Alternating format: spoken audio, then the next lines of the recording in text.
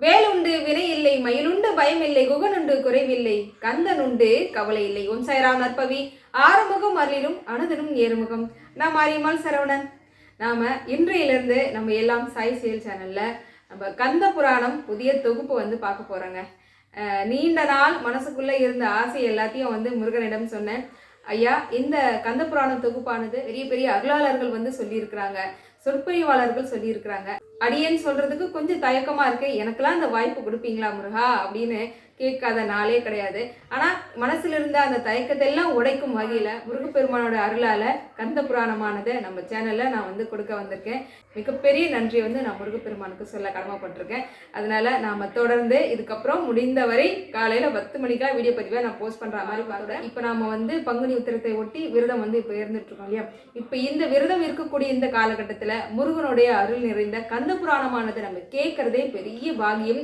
எப்பவுமே ஒரு கோவில் திருவிழாக்கள்ல வந்து பாத்தீங்கன்னா மகாபாரதமானது ஒழிக்க விடுவாங்க. அதை எங்கேயாவது நம்ம வேலை செய்துக்கிட்டு நம்ம கேட்டாலே அந்த புண்ணியம் நமக்கு சேரும். அப்படின்றதுனாலதான் எப்பவுமே ஒரு விஷயம் நம்ம விரதம் இருக்கக்கூடிய நாட்கள்ல கடவுளுடைய புராணங்கள் கேட்கறது பெரிய ஒரு பாகியம்னு சொல்லலாம். அப்படி ஒரு நல்ல செயலா வந்து நம்ம சேனல்ல வந்து ஆரம்பிச்சிருக்கோம். தொடர்ந்து உங்களுடைய அன்பான ஆதரவை கொடுக்கணும். அது மட்டும் கிடையாது, நம்ம கந்த புராணமானது தினம் ஒழிக்கக்கூடிய ஒவ்வொரு வீடியோ பதிவிலுமே ஒரு அற்புதமான கேள்வி, கந்த புராணத்தை ஒட்டியே ஒரு கேள்வியானது உங்களிடம் வந்து கேட்கப்படும். அந்த கேள்விக்கு சிறப்பான பதில் சொல்றவங்களுக்கு ஒரு அன்பு பரிசும் வந்து உங்களுக்காக காத்துக்கிட்டு இருக்கு. அதனால வீடியோ பதிவை ஸ்கிப் பண்ணாம பாருங்க. பதிவை நிறைய பேருக்கு சென்றடையணும்னா என்ன பண்ணணும்? பதிவுக்கு லைக் பண்ணி அப்படியே ஐ பட்டனையும் வந்து தட்டி விட்டுருங்க.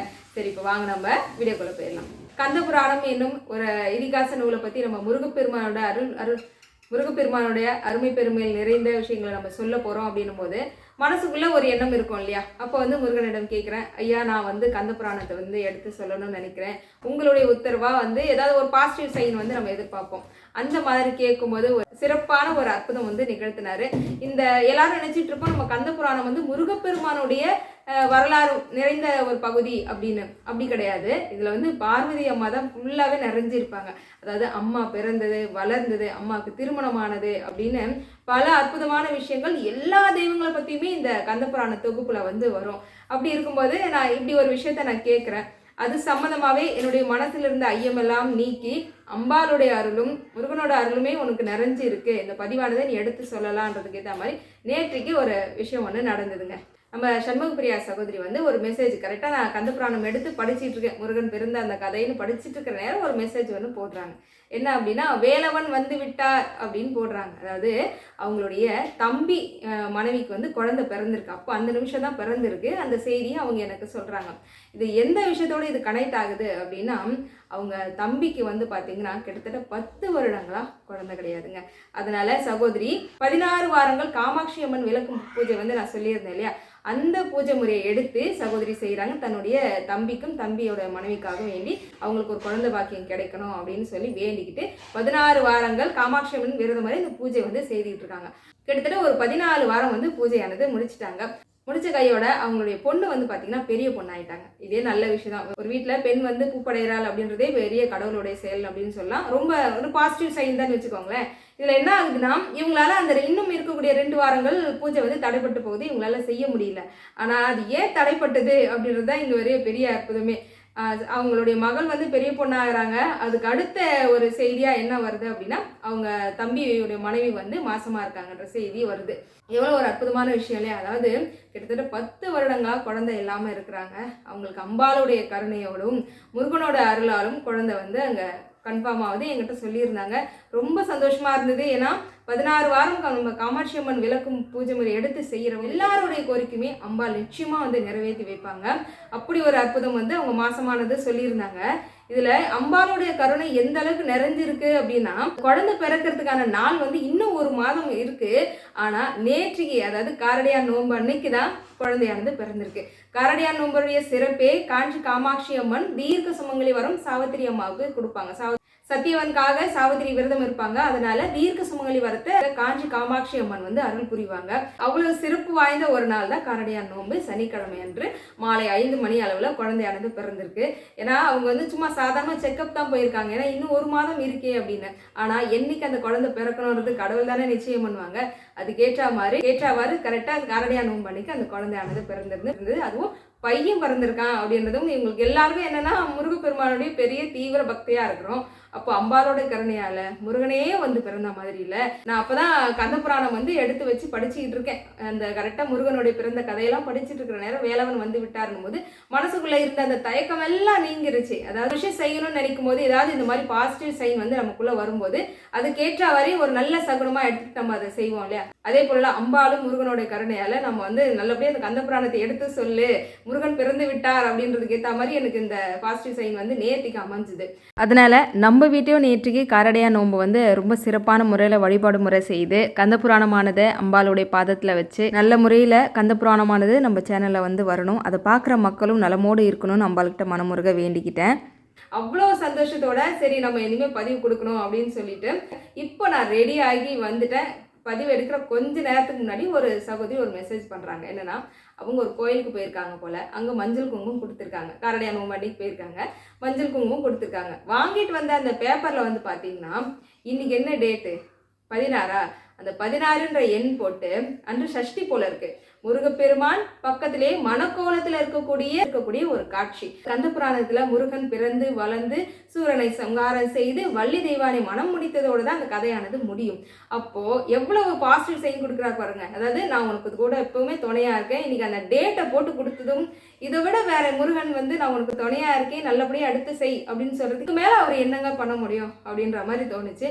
அதனால எல்லாரும் மனமுகந்து முருகனை மனசார நினைச்சுக்கிட்டு இந்த கந்தபுராணம் பகுதியானதை தொடர்ந்து கேட்டுட்டே வாங்க. இப்போ இந்த நேரத்தில் என்னுடைய மாமனாருக்கு மனசார நான் வந்து நன்றி சொல்றேன். ஏன்னா இந்த புத்தகமானது என்னுடைய மாமனார் வாங்கி வச்சிருந்த புத்தகம். அவர் நிறைய புத்தகங்கள் வாங்கி வச்சு படிக்கிற பழக்கங்கள் உண்டு.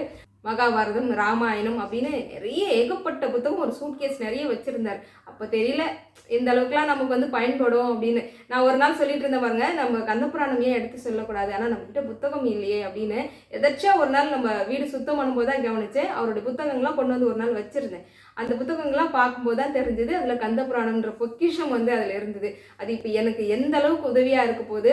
ஏன்னா ரொம்ப அற்புதமாக இருந்தது. ஒவ்வொரு வார்த்தைகளும் அழகாக தமிழ் வாக்கியத்தில் இருக்கவே தான் எனக்கு வந்து ஒரு தைரியம் கிடைச்சிது. ஏன்னா கந்தபுராணம் வந்து வடமொழியில், அதை சமஸ்கிருதத்தில் தான் பதிக்கப்பட்டிருக்கும். அதை தான் மாற்றி முருகப்பெருமான் வந்து கட்சியப்பருக்கு வந்து சொல்வார் கனவுல, தமிழில் நீ மொழிபெயர்த்தம் செய்யணும் அப்படின்னு. நான் சொல்கிறேன், அந்த கதையெல்லாம் நான் சொல்கிறேன். அந்த அளவுக்கு ரொம்ப அருமையாக இருந்தது. இது படிக்கும் போதே மனசில் ஒரு தைரியம் தெம்பு எனக்கு வந்துருச்சு. நாம் வந்து மக்களுக்கு இதை எடுத்து சொல்லணும். ஏன்னா முருகப்பெருமானோட அருமை பெருமைகளை பேசுறதும் அவருடைய புகழை சொல்றதுமே முருகன் வந்து காது குளிர அமர்ந்து கேட்பாராம். இப்போ உங்களுக்கு இந்த விஷயம் உங்களுக்கு புதுசாக இருக்கும்னு நினைக்கிறேன். ஏன்னா எந்த ஒன்று புதுசாக ஒரு நம்ம செயல் செய்யும் போதும் அது புதிய ஒரு வடிவமைப்பில் இருக்கும்போது மனசளவில் இன்னும் ஒரு தெம்பு கொடுக்கும். நம்ம வேலவர் வந்து நம்ம வேல்மாறல் பூஜையில் வைக்கக்கூடியவர், நம்மளுடைய வாழ்வில் பல மாற்றங்களை கொடுக்கக்கூடிய ஒரு ஏற்றங்களை கொடுக்கக்கூடிய வேலவராக வந்து நம்ம எல்லாருக்கும் வந்து காட்சி கொடுக்கணும் அப்படின்னு திடீர்னு தோன்றதுனால அழகாக எடுத்து வச்சு அமர்ந்தே நான் வந்து பேச ஆரம்பிச்சிட்டேன். சரி, நாம் இதுவே இவ்வளோ நேரம் ஆயிடுச்சுன்னு நினைக்கிறேன். சரி, இப்போ இதில் என்ன ஒரு விஷயம் சொல்லிடுறேன் கேளுங்க. கந்தபுராணம் பாட்டானது எத்தனை பாட்டு போகலாம் எனக்கு தெரியாது. கிட்டத்தட்ட 50-60க்கு மேலே கூட போகலான்னு நினைக்கிறேன். ஏன்னா ஒவ்வொரு பாகங்களும் வந்து உங்களுக்கு அவ்வளோ ஒரு சுவாரஸ்யமாக இருக்க போது. கேட்க அடுத்தது என்ன சிஸ்டர் அப்படின்னு கண்டிப்பாக கமெண்ட் பண்ண போகிறீங்க. இதில் இன்னொரு விஷயம் சொல்லியிருந்தேன், கந்தபுராணம் ஒரு பகுதி இன்னைக்கு நான் சொல்கிறேன் அப்படின்னா அதில் கண்டிப்பாக உங்களுக்கான ஒரு கேள்வி உண்டு. அந்த கேள்விக்கான பதில் நீங்கள் கமெண்ட்டில் சொல்லணும். அவங்களுக்கு ஒரு சிறப்பான பரிசு உண்டுன்னு சொல்லியிருந்தேன். அந்த கமெண்ட்டை சொல்லக்கூடியவங்க உங்களுடைய பெயர் மற்றும் உங்களுடைய ஊர் கண்டிப்பாக நீங்கள் டைப் பண்ணியிருக்கணும். இந்த மேலே அந்த ஐடி இருக்கிறதெல்லாம் நான் செலக்ட் பண்ண முடியாது. ஏன்னா நம்ம ஒவ்வொருத்தவங்க ஒவ்வொரு ஐடி நமக்கு இருக்கிற வேலையில் அதெல்லாம் பார்க்க முடியாதுங்க. பேர் ஊர் இருந்தது அப்படின்னா கொஞ்சம் ஈஸியாக இருக்கும். முடிஞ்சவரை உங்களோட பேரோடு சேர்த்து உங்களோட கணவருடைய பேரும், அதாவது கணவன் மனைவியாக இருக்கீங்கன்னா உங்களுடைய கணவரோட பேரை சேர்த்து நீங்கள் வந்து ஊர் பேரை டைப் பண்ணிவிட்டு அதுக்கப்புறம் நீங்கள் கேள்விக்கு உண்டான பதிலை சொல்லுங்கள். பதில் மட்டும் கிடையாது, முருகப்பெருமானுடைய குறைஞ்சது ஒரு 21 நாமங்கள் நீங்கள் சொல்லியே ஆகணும். முருகப்பெருமான் கந்தா, கடம்பா, கதைவேலா அப்படின்னு சொல்லக்கூடிய இவ்வளவோ பேர்கள் இருக்கு. அதுலேயும் ரொம்ப புதுமையான முருகப்பெருமானுடைய பெயர்கள் இது வரைக்கும் நம்ம கேட்டிருக்கவே முடியாத அளவுக்கு முயற்சி செய்யுங்களேன், கண்டிப்பாக கொடுப்பார். முயற்சி செய்து முருகப்பெருமானோட பெயர்கள் வந்து 21 பேர்கள் கண்டிப்பாக அதில் வரணும். ஒவ்வொரு நாள் கேள்வியில் ஒவ்வொரு விஷயத்த நான் சொல்வேன். இன்றைய கேள்வியில் வந்து பார்த்தீங்கன்னா முருகப்பெருமானோட பெயர் வந்து நீங்கள் அதில் ஆட் பண்ணணும். சரிங்களா? இங்கே பாருங்கள், குட்டி வேலவன், அதாவது வஜ்ரவேல். இது வேணும் அப்படின்னாலும் நீங்கள் வாங்கிக்கலாம், உங்கள் விருப்பம் தான். அப்படிலாம் வேலவருக்கு நிகரான திருப்புகழ் புத்தகம் 2ல் ஏதாவது உங்களுக்கு என்ன வேணும், திருப்புகழ் புத்தகம் வச்சுருக்கீங்க அப்படின்னா வேலவரை வாங்கிக்கோங்க. 2மே சமம் தான். அதாவது முருகனுக்கு இணையானது திருப்புகழ் புத்தகம் ஆகட்டும், வேலவராகட்டும். அதனால் உங்கள் விருப்பம் போல் கேள்விக்கு சரியான பதில். வீடியோவை முழுமையாக பாருங்கள், எந்த காரணத்தை கொண்டு ஸ்கிப் பண்ணாமல் பாருங்கள். தொடர்ந்து பார்த்துக்கிட்டு வாங்க. கேட்கக்கூடிய கேள்விக்கு சரியான பதில் சொல்றவங்களுக்கு நம்ம வேலவன் வந்து அவங்க வீட்டுக்கு போவாரு. முழுமுதற் கடவுளாக இருக்கக்கூடிய பிள்ளையார மனசார வேண்டிட்டு ஓம் கம் கணபதியே நமக. பாலும் தெளிதேனும் பாகும் பருப்பும் இவை நான்கும் கலந்து நான் உனக்கு தருவேன். கோலம் செய் துங்க கரிமுகத்து தூமணியே நீ எனக்கு சங்கத்தமிழ் மூன்றும் தா. விக்னேஸ்வரா, உங்களை நினைச்சிட்டு ஆரம்பிக்கிறோம். இந்த கந்தபுராணமானது சீரும் சிறப்போடு நல்ல முறையில் வந்து நடக்கணும். இந்த பதிவை பார்க்குற எல்லாருக்கும் எல்லா நற்பலன்களும் வந்து அமைய பிள்ளையாராக இருக்கக்கூடிய உங்களுடைய அனுகிரகம் வந்து நிறைஞ்சு கிடைக்கணும் அப்படின்றதையும் மனசார வேண்டிட்டு என் குலதெய்வத்தின் என் குருவாக இருக்கக்கூடிய சத்குரு ஓம் சாய் ஸ்ரீ சாய் ஜெய ஜெய சாய் ஷீரடி பிரவாசினம் கருணாமூர்த்தி ஸ்வரூபம் சர்வரோக தோஷ நிவாரணம் ஷீரடி சாய்நாத் தரிசனம் என் குருவை மனசார வேண்டிக்கிட்டு அதுக்கப்புறம் இருக்கக்கூடிய அருணகிரிநாதர், ஸ்ரீ சச்சிதானந்த சுவாமிகள், பாமன் சுவாமிகள், வாரியார் சுவாமிகள் இருக்கக்கூடிய எல்லா குருமார்களையும் மனசார வந்து வேண்டிக்கிட்டு கச்சியப்ப சிவாச்சாரியாருக்கும் பெரிய வணக்கமும் நன்றிகளும் சொல்லிட்டு நம்ம வந்து பதிவுக்குள்ள போயிடலாம். அதாவது புராணங்கள் அப்படின்னா இதிகாச புராணங்கள் அப்படின்னா 18 புராணங்கள் சொல்லப்பட இருக்குங்க. அதுல இருந்து ஒரு புராணம் தான் இப்போ நம்ம வந்து கந்த புராணத்தை வந்து பார்க்க போறோம். கந்த புராணம் வந்து வடமொழியில், அதாவது சமஸ்கிருதத்துல வந்து அழகான முறையில் ஏற்றியிருக்காங்க. வடமொழியில் இருந்த கந்த புராணமானது தமிழில் கிபி 12ஆம் நூற்றாண்டில் கச்சியப்ப சிவாச்சாரியால் தமிழில் மொழிபெயர்க்கம் செய்யப்பட்டது. ஆனா முருகப்பெருமானுக்கு பிடித்த மொழி என்ன? தமிழ் மொழி இல்லையா? தமிழ் மொழியில கந்த புராணமானது இருந்தது, ஏற்றப்பட்டது அப்படின்னா எல்லா மக்களும் ரொம்ப எளிமையான முறையில படிக்கிறதுக்கு ஏதுவா இருக்குமே அப்படின்னு முருகப்பெருமான் நினைச்சாராம். அப்போ அதற்கான ஒரு சிறப்பான ஒருத்தர் தான் அவர் தேர்ந்தெடுப்பார் இல்லையா? அவர் யாரு, எங்க இருந்து எந்த வேலவர் வந்து தேர்ந்தெடுத்தாரு அப்படின்னா, காஞ்சிபுரத்தில் அமைந்துள்ள குமரக்கோட்டம் தலத்தில் எழுந்தருளியுள்ள ஸ்ரீ சுப்பிரமணிய சுவாமியின் மூலமாக தான் நமக்கு கந்தபுராணம் எனும் பொக்கிஷமானது கிடைச்சதுங்க. ஆமாங்க, காஞ்சிபுரத்தில் அமைந்துள்ள குமரக்கோட்டத்தில் தான் கந்தபுராணமானது ஏற்றப்பட்டதுங்க. இந்த திருக்கோவில சாதாரண ஒரு அர்ச்சகரா பணிபுரிஞ்சுக்கிட்டு இருக்காரு கச்சியப்ப சிவாச்சாரியார். அவர் வந்து தினமுமே முருகப்பெருமானுக்கு ஆற்றக்கூடிய தொண்டிலையா இருக்கட்டும், தினமும் சொல்லக்கூடிய மந்திரங்கள் ஆகட்டும், இதில் எல்லாத்துலேயும் முருகப்பெருமான் வியந்து பார்க்குறாரு. ஏன்னா இதில் என்ன விஷயம்னா, கச்சியப்பர் வந்து திறமை மிகுந்த ஒரு தமிழ் புலவராக வந்து இருக்கிறார். இதுல மெய்மருந்த முருகப்பெருமான் நம்ம கச்சியப்பரை வச்சு இப்போ வந்து கந்த புராணத்தை வந்து மொழிபெயர்ச்சும் வந்து நம்ம தமிழ்ல செய்யணும் அப்படின்னு வந்து முருகப்பெருமான் முடிவு பண்ணார். இந்த விஷயத்த நேரடியா போய் சொல்வாரா? முருகப்பெருமான் பல இடங்கள்ல வந்து பல பேருக்கு கனவுல வந்து தானே காட்சி கொடுப்பாரு. அப்படிதான் வந்து கச்சியப்பருக்கு வந்து கனவுல முருகப்பெருமான் வந்து காட்சி கொடுத்து வடமொழியில் இருக்கக்கூடிய கந்த புராணத்தை நீ தமிழில் மொழிபெயற்றும் செய்ய வேண்டும் அப்படின்றது வந்து சொல்றாரு. அப்போ வந்து கச்சியப்பர் சொல்றாராம், எனக்கு என்ன தெரியும் ஐயா, நான் எப்படி ஐயா உங்களுடைய அருமை பெருமைகள் மிகுந்த கந்த புராணத்தை பற்றி நான் எழுத முடியும், நான் ஒரு சிறிய அடியேனாச்சு அப்படின்னு வந்து சொல்லும்போது, உன்னுடைய திறமை என்ன என்பது எனக்கு தெரியுன்றதுனால உனக்கு நான் முதல் அடியை எடுத்து கொடுக்கிறேன், நீ வந்து கந்த புராணமானதை எழுதணும் அப்படின்னு வந்து முருகப்பெருமான் சொல்றாரு. இப்போ இது எல்லாமே கனவுல வந்து நடக்கிற காட்சி. அதுல முதல் அடியா முருகப்பெருமான் என்ன கொடுக்குறாரு அப்படின்னா, திகட சக்கர செம்முக மைந்துலான் அப்படின்ற முதல் வரிய முருகப்பெருமான் எடுத்து கொடுக்கிறார். அப்படி முருகப்பெருமான முதல் அடி எடுத்து கொடுக்கப்பட்டு எழுதப்பட்டதான் இந்த கந்த புராணம் தமிழில். இது எல்லாமே கனவில் நடந்த நிகழ்ச்சி இல்லையா? கச்சியப்பர் காலையில கண் விழிக்கிறார். விழிச்சதும் அவர் உடனே குமரக்கோட்டை முருகப்பெருமானை பார்க்க ஓடோடி வரார். ஓடி வந்து, முருகா, கனவுல வந்தது உண்மையா? நீங்க தான் வந்தீங்களா? வந்து எனக்கு முதல் அடியும் எடுத்து கொடுத்து நீ வந்து கந்த புராணம் எழுதுன்னு சொல்லிட்டீங்களே, என்னால் எழுத முடியுமா அப்படின்னு முருகனையே பார்த்தவாறு நிற்கிறார். முருகன் மேலேருந்து பூவா சரிந்தி விழுது. இதற்கு மேலே ஒரு சகுனம் வேணுமா? முருகனே வந்து நான் தான் உனக்கு அடி எடுத்து கொடுத்து நீ எழுது அப்படின்னு சொன்னது கேட்ட மாதிரி இவர் வந்து தினமும் மொழிபெயற்றும் தானே, அதாவது அது வடமொழியில் இருக்கிறத இவர் பார்த்து எழுதுறாரு. இவர் எழுத எழுத அது இன்னைக்கு காலையிலேருந்து எழுதுறாரு அப்படின்னு இன்று மாலை கொண்டு வந்து அந்த ஓலைச்சுவடியை கொண்டு வந்து முருகப்பெருமானோட பாதத்தில் வச்சிருவாராம். ஏன்னா அதுல ஏதேனும் பிழைகள் இருந்தா முருகப்பெருமான் திருத்தி அதை வந்து சீரமைச்சு வச்சிருப்பாராம். மறுநாள் அதை சரி பண்ணிப்பாராம் கச்சியப்பர். ஒவ்வொரு பதிப்பக்கத்தையும் வந்து முருகனுடைய திருப்பாதங்கள்ல, அதாவது குமரக்கோட்டை முருகப்பெருமானோட பாதங்களை வச்சுட்டு வந்தவராம் கச்சியப்பர். மறுநாள் காலையில வந்து எடுத்து பார்த்தா கண்டிப்பா ஏதேனும் ஒரு சின்ன சின்ன பிழைகள் இருந்தா அது எல்லாத்தையும் மாற்றி சரி அமைச்சிருக்குமா அந்த ஓலைச்சுவடியில. இதை பார்த்ததும் எடுத்து கண்களை ஒத்திப்பாராம் கச்சியப்பர். அந்த மாதிரியே தினமுமே எழுதி கொண்டு போய் முருகனோட பாதத்தை வைத்து கொண்டு வந்து அழகா ஓலைச்சுவடி இப்ப ரெடியா இருக்கிறது. கந்த புராணமானது தமிழில் மொழிபெயர்க்கம் செய்து விட்டார். எழுதப்பட்ட ஓலைச்சுவடியை அரங்கேற்றம்னு ஒண்ணு செய்யணும் இல்லையா? எழுதி அவரே வச்சுக்கிட்டா எப்படி? முருகன் என்ன சொன்னாரு?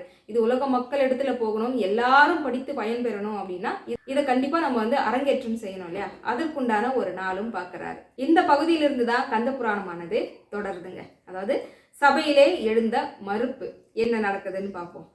மாபெரும் சபை கூடியிருந்தது. அதாவது இவர் வந்து இந்த இடத்துல இந்த நாள்ல வந்து கந்த புராணமானது அரங்கேற்றம் செய்யணும் அப்படின்னு வந்து கோவில்ல இருக்கக்கூடிய நிர்வாகிகளிடம் எல்லாரிடையும் வந்து இவர் சொல்லிட்டாரு.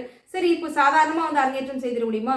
அதை நம்ம சொல்லக்கூடிய விஷயங்களை சரி அல்லது தப்புன்னு சொல்றதுக்கும் நிறைய புலவர்கள் வருவாங்க, நிறைய அறிஞர்கள் வருவாங்க. அவர்களுடைய முன்னிலையில தான் வந்து இதை அரங்கேற்றம் செய்ய முடியும். அதனால இப்போ அதுக்கப்புறம் என்ன நடக்குது அப்படின்னு நம்ம வந்து பார்ப்போம். மாபெரும் சபை கூடியிருந்தது. மண்டபம் முழுவதும் மக்கள் நிறைந்திருந்தனர். அவர்கள் சாதாரணமானவர்கள் அல்ல.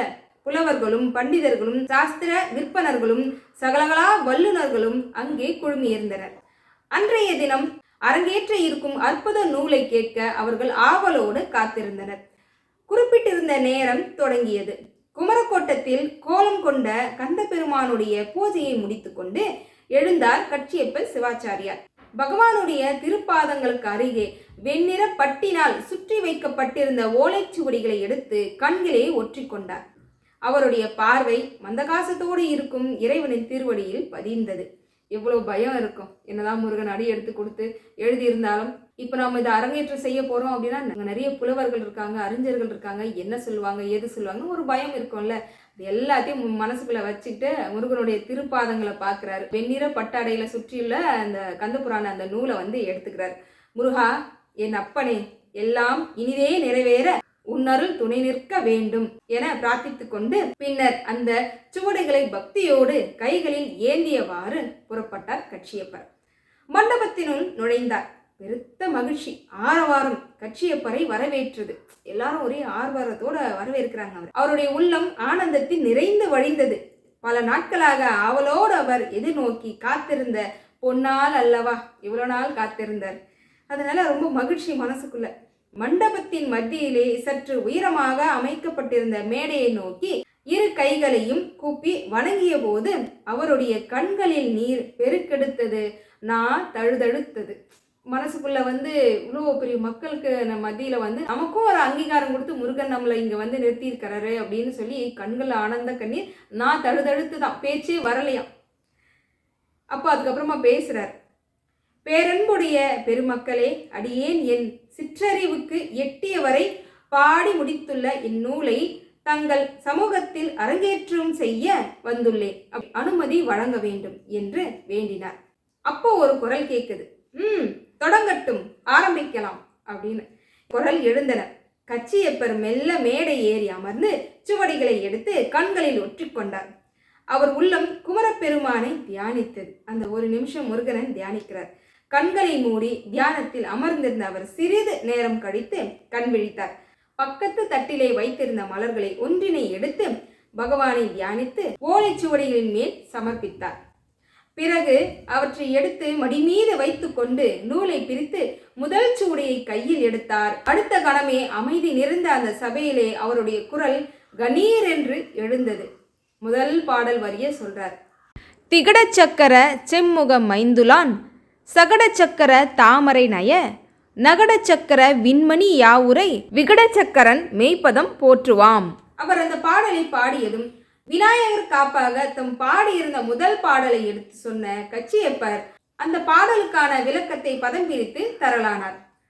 திகழ் சக்கரக செம்முக ஐந்துலான், அதாவது விளங்க நின்ற 10 திருக்கைகளும் செவ்விய 5 திருமுகங்களும் உள்ள சிவபெருமானுடைய என்று பொருள் கூறினார்.